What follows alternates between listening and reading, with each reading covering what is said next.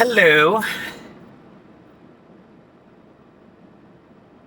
How do I start? So today was, I guess I realized as I was sitting there that before, on purpose, I used to have very low expectations, as I've talked to you about, because it was just too hard on my heart to walk in there and think, this is the day, it's going to be awesome. And then it wasn't, because there were so many days that it wasn't. But at this point, as I told you, my shoulders feel relaxed. I have a lot less worry, and I fully expected what I found today when I came into Erika's room because of the reports I got this weekend and the FaceTime I did with her yesterday. It would have been shocking if she hadn't been animated and talking a lot. I was just thankful that I could understand her a lot better today. Especially in the beginning, she has a lot of air she's able to get through, even with the vent in her mouth, or in her throat. She's still able to talk, and I could understand her a lot. The funniest thing is, and I bet she was probably planning this all last night as she's sitting there. I can't imagine sitting there by herself as long as she does. But I walk in and she starts to say something. I said, I can't understand you. And so she motions to come closer. And I get closer and closer. And then she kisses me. And I thought, I know that was planned. There's no way she just thought of that like on the fly. But it was sweet. And somehow I held it together. And I seem to be still holding it together. We'll see. But yeah, we chatted. She wanted to talk a lot. She has a strong desire to talk. But the best conversation we had was when, I said, I know you've, been a little more awake. And I said, but do you know how you got here? And she said, no.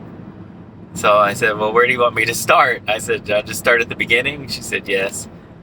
And so I pretty much, like I've told you guys, I think I had to do a re-summary for some people a while back.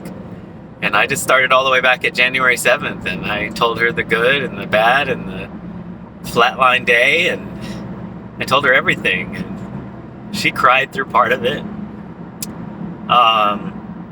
But she was very thankful that I told her where she was, what she went through, and where she is now. Because I think it makes a lot more sense to her, because I felt she was getting frustrated. A couple of times before I had told her that, she said, when are we going home? And I said, no. You have to understand what has happened. That's a great sentiment and a great attitude, but that's not where we're at. It's where we're headed, but it's not where we're at. She still, one time later on, says, all right, let's pack up my things and go. So she still has that attitude. I think maybe some of her memory is a little mushy, but she's getting there. And I just kept telling her how proud I am of her. At one point, she did just break down a little bit and said, I miss you so much. And she kind of grabbed her eyes and cried a little bit. But I told her the same thing I've told her family and other people is, I'm not frustrated right now because I know where we were, and that's what before our last big conversation before I left, that's what I reminded her. I said, I know you want to hop out of this bed and go home, but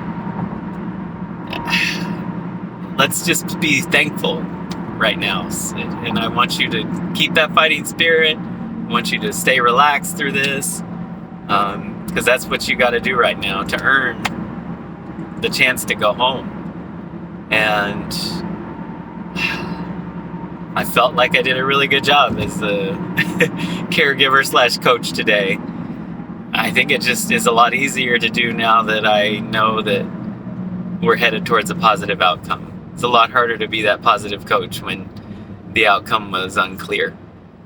But it was awesome. Let's just say that today was an amazing day with her.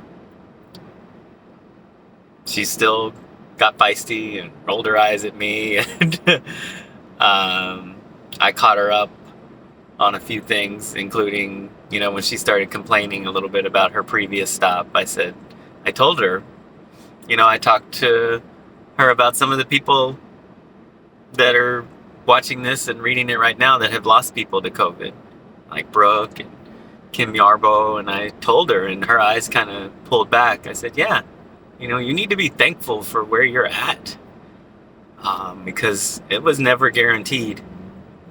And I just felt like I had to kind of put her in her place, because I want her to know how special this is, and not to take it for granted at all.